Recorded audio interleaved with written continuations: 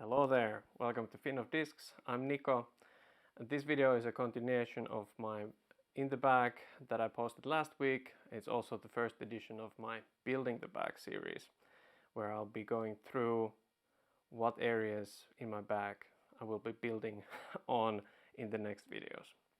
Let's get into the video.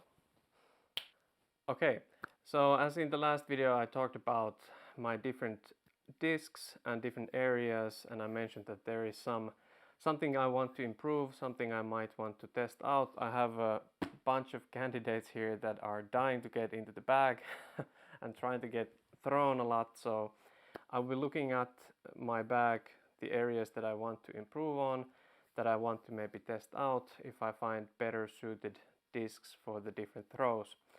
And I will be starting with the putters. So if you watched the last video, you will know that I putt with the Zero Soft Pures that are very gummy, very flexible, quite shallow putters. They fit well in my hand, and it's all fine and dandy in a way. Obviously, changing a putter won't change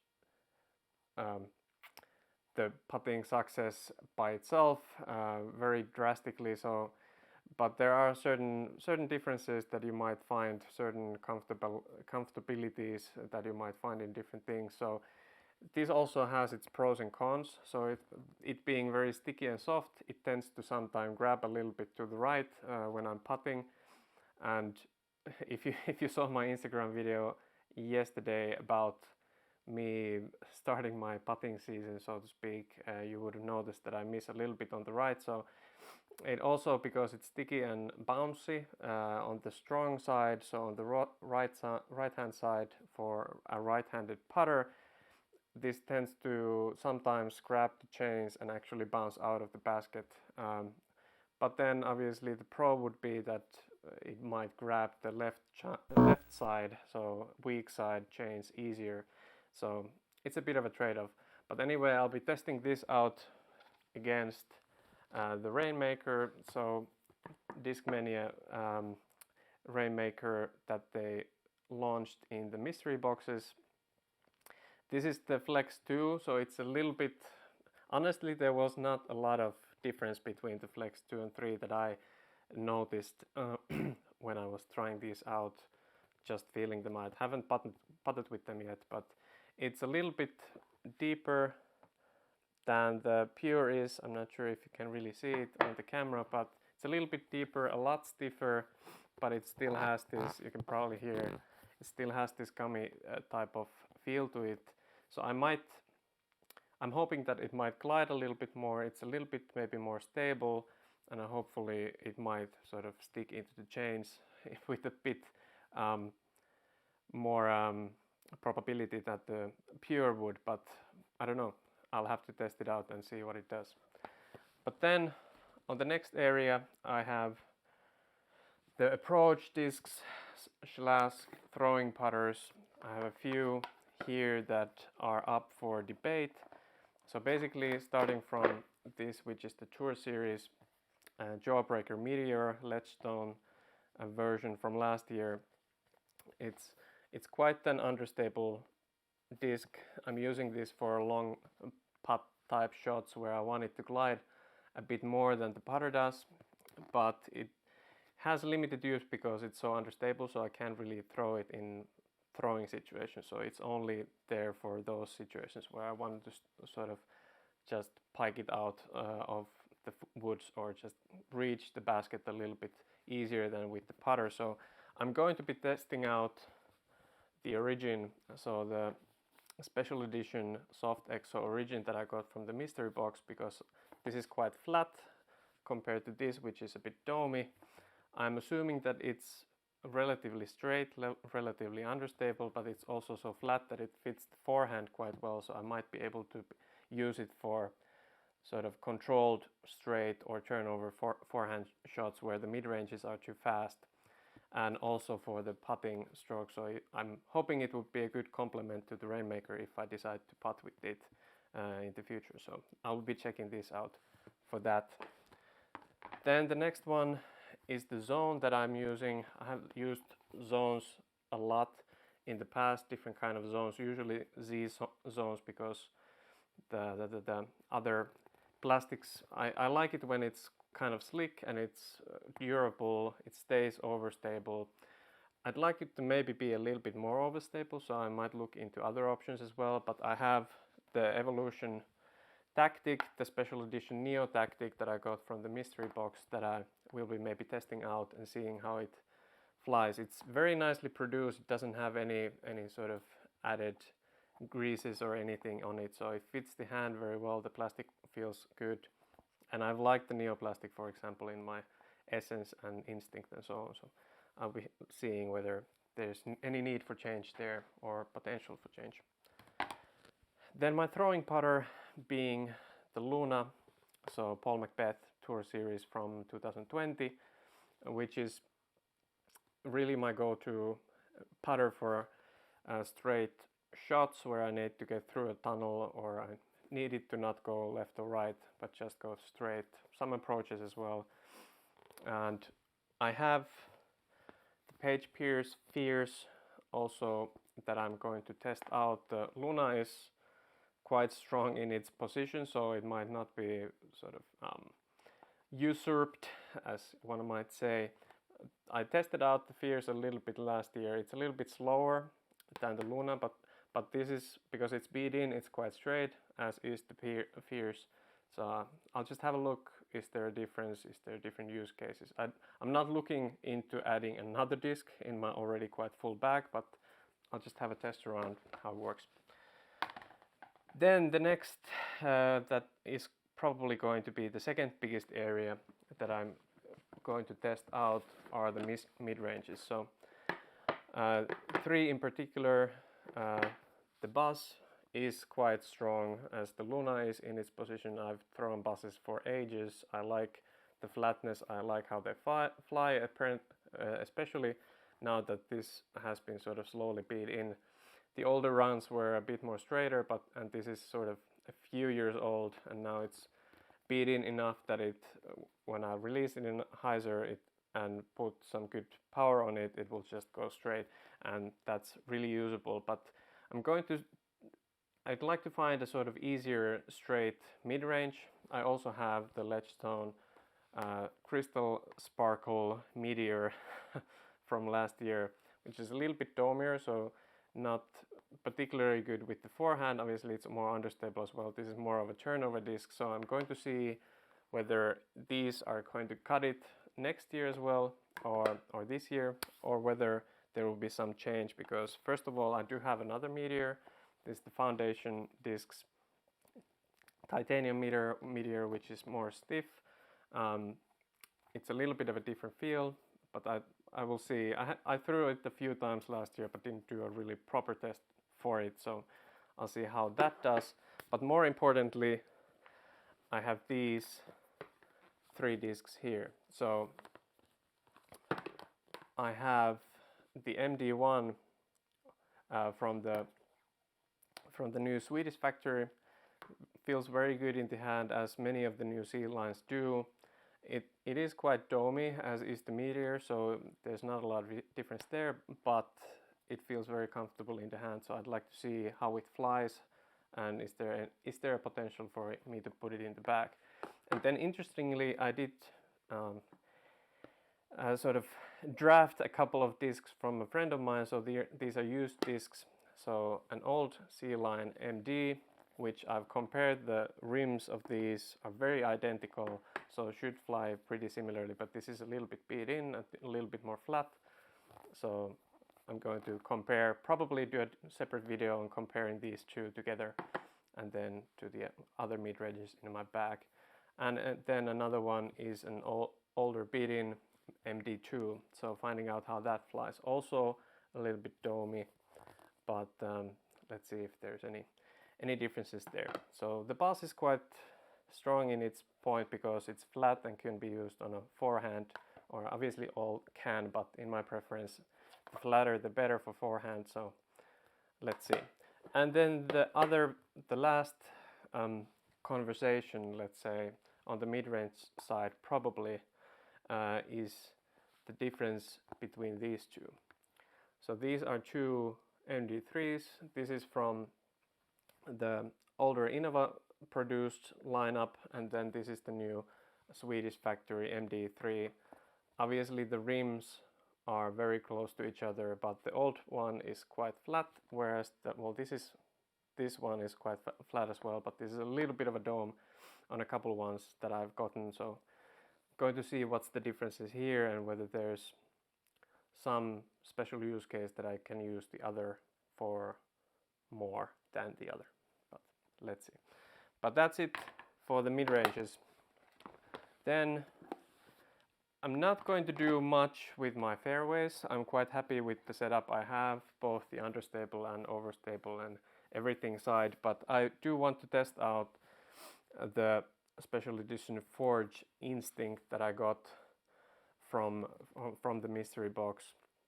How does it fare against the normal Instinct? How is it more overstable? If so, how much more overstable?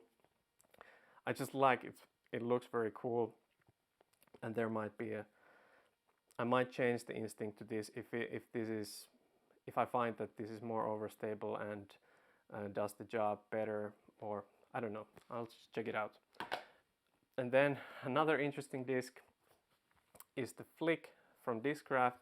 This is very super flat, very narrow disc, very overstable, but this is a lighter weight version, so I think this is probably might be even under 160, around that, maybe 160, a little bit above as well. But anyway, I tried to add it to my bag last year. I tested it out a couple times, didn't find the exact use for it then, but I might test it against the Flare at some point, whether there's any use case that this might be more useful for. I like the Flare a lot, so it's unlikely that this might find its way into my bag, but who knows. But then the last and the biggest and the most important area for me is the long distance drivers.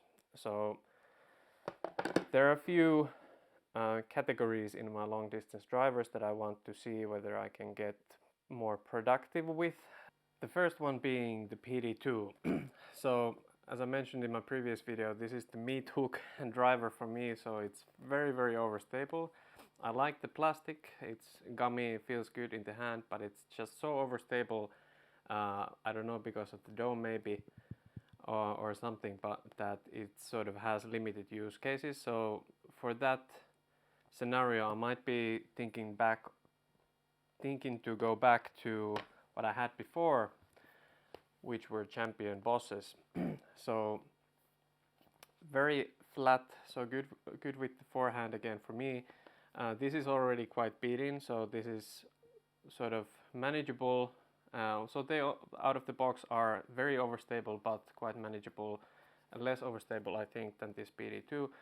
But this is something that I might change back to, test it out a little bit. I do have a new one of these as well, so I can test that in addition.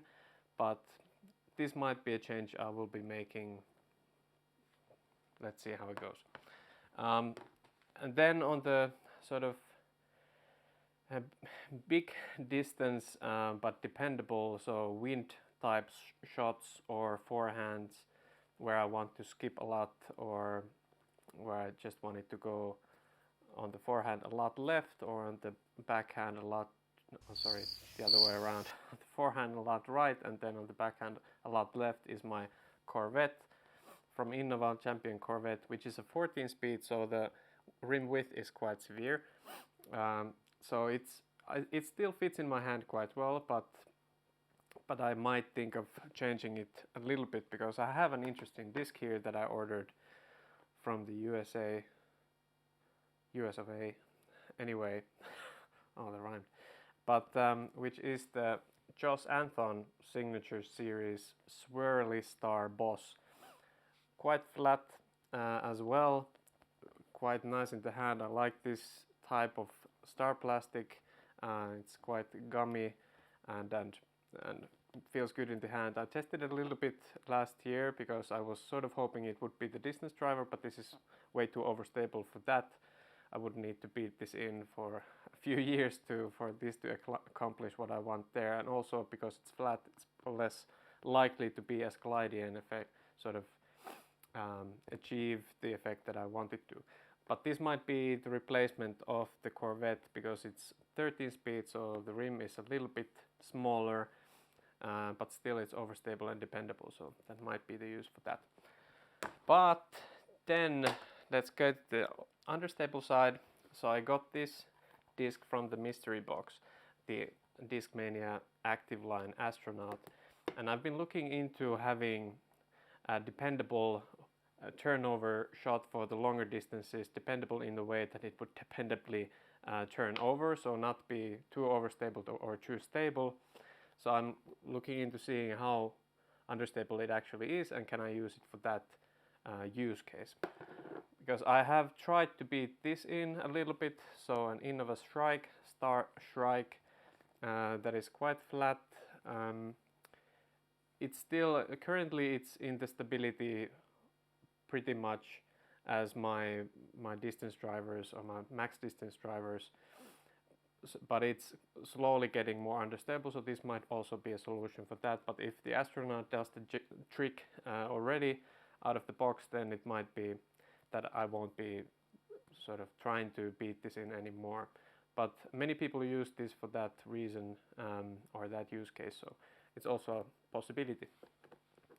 But then the main beef I have with my discs, or the main beef of the video maybe, and the coming videos in the springtime, are the max distance discs. So the Daedalus from Innova I've been using quite a bit. It was, compared to the number -3, it was quite a bit more overstable when I bought it, or not quite more stable, and this Star Boss that I've had for years, I'd like to get out of my bag because I don't want to lose it. I've been using it for so many years. It's very domey, very glidey, quite stable, but still if I give it enough of oomph, then it will turn over in good situation. Obviously not into headwind, not too good in that, but on a tailwind and in good sort of open spaces, it's my go-to max distance disc. So I'll be looking into replacing this and potentially this. This gets more use out with my forehand and a lot of use actually on my backhand as well. It's quite usable. It gets from a small hyzer, it gets a turn over and can handle some wind as well.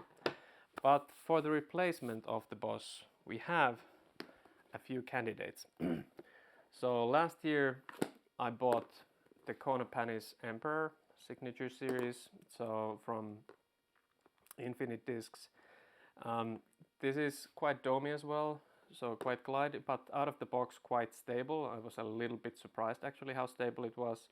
I guess that's how it goes with destroyers as well. I just haven't thrown a lot of destroyers myself. It's a 12 speed, so it's a little bit slimmer rim, which fits in the hand maybe a little bit better. So I'll see if that would work, if I could sort of beat this into maybe a max distance driver. The other option that is probably one of the stronger options currently is a Halo Star Turn from Innova. I like, again, similar to the Anthon Boss, has a similar kind of gummy feel to the plastic, fits well in the hand, has a decent dome, not too much, but it's glidey. I've thrown it quite a bit last autumn and it has quite good distance. Similar to the Boss, it's a little bit more stable still, even though it's a turn, which is also -3, so it might beat into a great distance driver for me. I have another one of these in my closet there, so wouldn't be worried about losing it. I would have another one. Obviously I would need to beat it in still, but yeah, but that's a good strong contender for that. Interesting to see how it fares against the next ones. Then the obvious and not so imaginative option would be another Star Boss. So this is a swirly Star Boss from years ago. Very similar profile. It's a little lighter weight. I think it's 160 something. Yeah, 167. It has obviously very similar feel to the other Star Boss, The reason I haven't really replaced it yet with this is the color, because it's inviting you to lose it in the forest. But yeah, but this is also something that I will test out. I have also another one of these, a little bit less speedy, and this has already seen some use, but let's see, comparing it to the others. And then the last one that is very interesting to see is the DD3, so the Cloudbreaker 3 from the new Swedish factory Special Blend S line. When I got it, I felt it was a little slicker than I thought it would be, but it's still quite a good feel in the hand. Maybe not in the rainy weather would be perfect, but I've seen these purple ones at least on YouTube, which tells the truth to us all. Obviously, all YouTube videos do. I've seen these fly quite sort of not flippy, but not super overstable, so this might be a good option for those max distance lines. Has a little bit of a dome, fits well in the hand for forehand, for backhand, I think, so it's a good candidate for that as well. So that's interesting to see.